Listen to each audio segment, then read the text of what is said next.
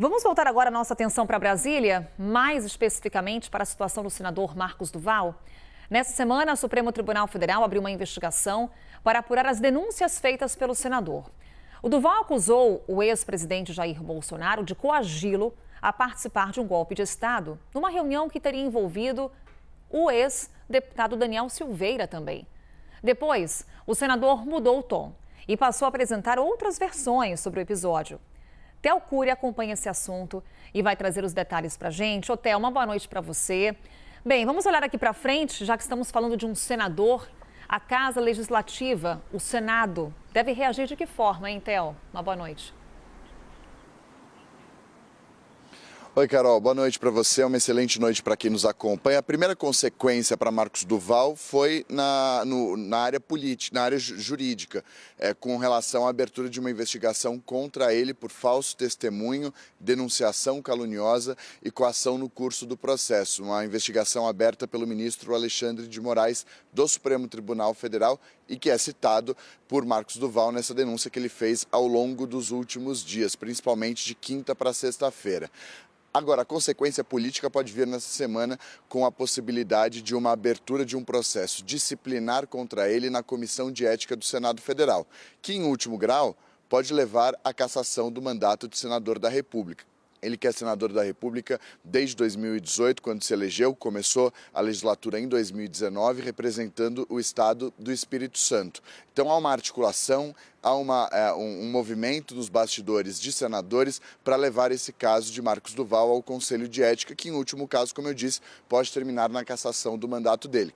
Essa seria a primeira consequência política. A consequência jurídica, como eu disse, a gente viu na semana passada.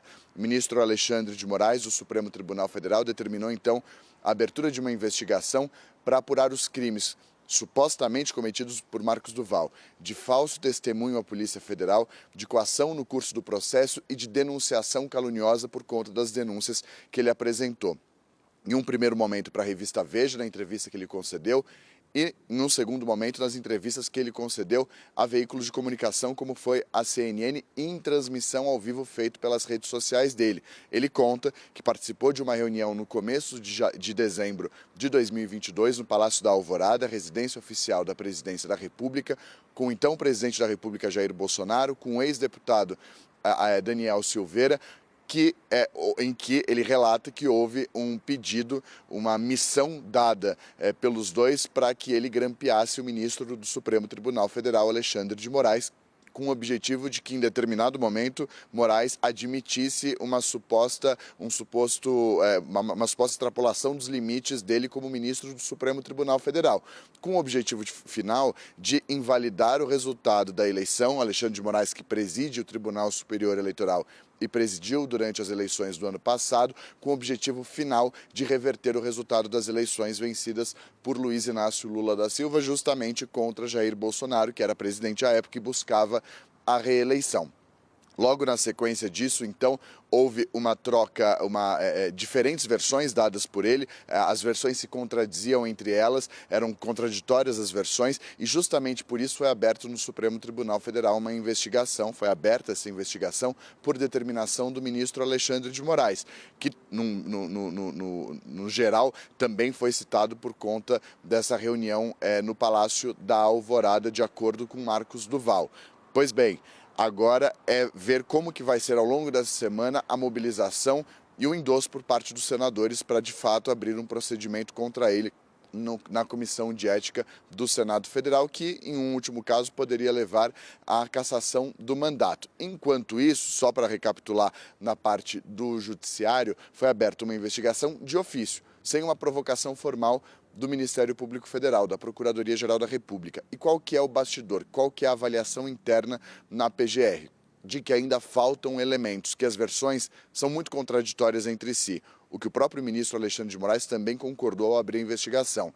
E na PGR, o que mais pesa contra ele é justamente o fato de as versões se contradizerem a todo instante. Para a PGR, pedir uma abertura de investigação, de acordo com os investigadores com os quais eu conversei, são necessárias provas concretas do que aconteceu. Mas a gente deve ver ao longo dessa semana qual que pode ser a primeira consequência política para o senador se de fato for aberto um procedimento contra ele no Conselho de Ética do Senado. Carol.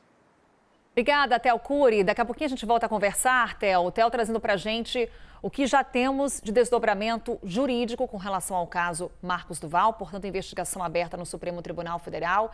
No momento, investigação em torno de 3 crimes que supostamente podem ter sido cometidos por Marcos do Val: falso testemunho, denunciação caluniosa e coação no curso do processo.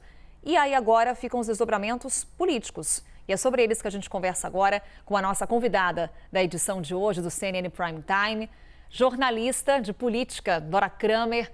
Dora, a primeira vez que eu falo aqui na nossa programação com você, é um prazer, seja muito bem-vinda, uma boa noite. Obrigada, boa noite, Carol. Olha só, que você quer saber sobre os desdobramentos políticos? A gente vai ter que ver, que a gente viu aí no relato como é que o quadro está todo confuso, o quadro está absolutamente confuso.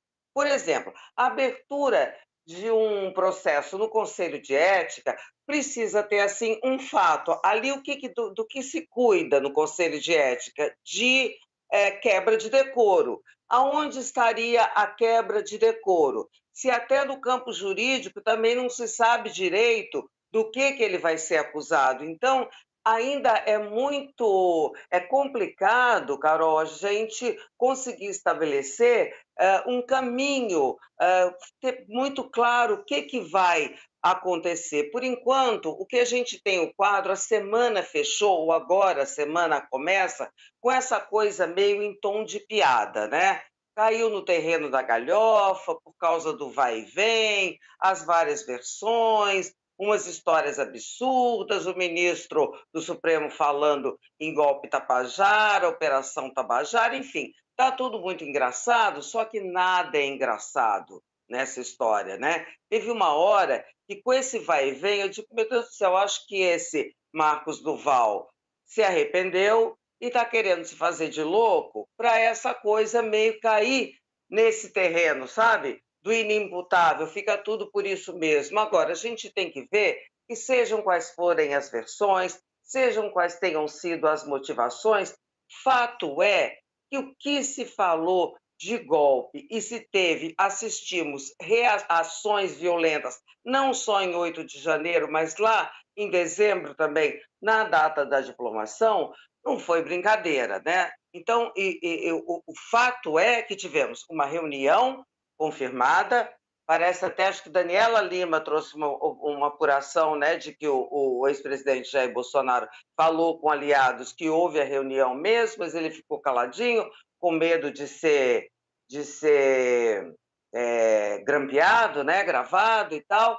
Essa coisa precisa ser levada a sério. E aí eu fico querendo saber como é que será o início da semana, em que tom vai se levar, se vai se considerar essa coisa uma piadoca, né, que é como ela está nesse momento, ou se não, se vai se determinar que o senador incorreu em quebra de decoro para que no campo político se abra uma investigação contra ele, ou se não, se isso acaba se esvaziando, o que seria muito ruim, porque eu acho que quando se começam a dar versões, falar muita coisa, o intuito, a intenção é exatamente essa, sabe? Tirar a gravidade dessa questão de falação e atos e preparativos e reuniões falando em golpe.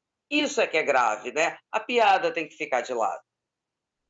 Dora, como você fala, o fato é, teve reunião, tema golpe de Estado, e nas várias versões que Marcos do Val apresenta, é certa ali a presença do ex-presidente Jair Bolsonaro, segundo o senador.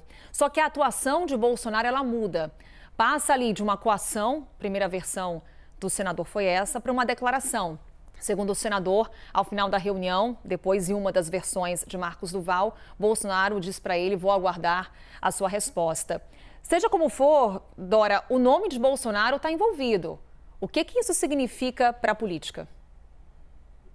Bom, significa um problemaço para esse campo, né, de apoiadores do ex-presidente Jair Bolsonaro, e é um problema não só para aqueles apoiadores mais radicais, mas para todo esse campo da direita que até 4 anos estava meio adormecido e que se organiza não necessariamente em questões, em atitudes golpistas, em maluquices, em extremismos. Não, mas esse pessoal foi atingido, evidentemente. Então, isso significa um grande problema. Do campo de vista, porque aí tem outro problema que rebate na política também, né, Carol? É como é que isso vai ser, qual será a repercussão jurídica para o presidente Jair Bolsonaro, que isso tem rebatimento, evidentemente, na política. A mim, pelo tom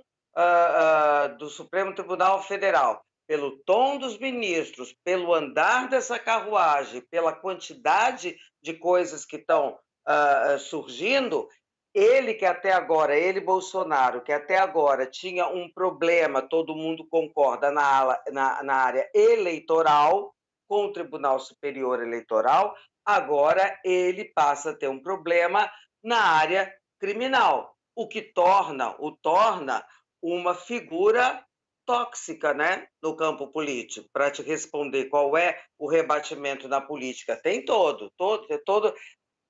Carol, não tem ganho nessa história do Bolsonaro, seja quais forem as punições, as consequências, para o próprio Marco Doval, para todo mundo que está envolvido nessa confusão, que eu vou chamar genericamente de confusão golpista, ofensiva golpista, isso, seja qual for a gradação, não acabará bem para nenhum deles.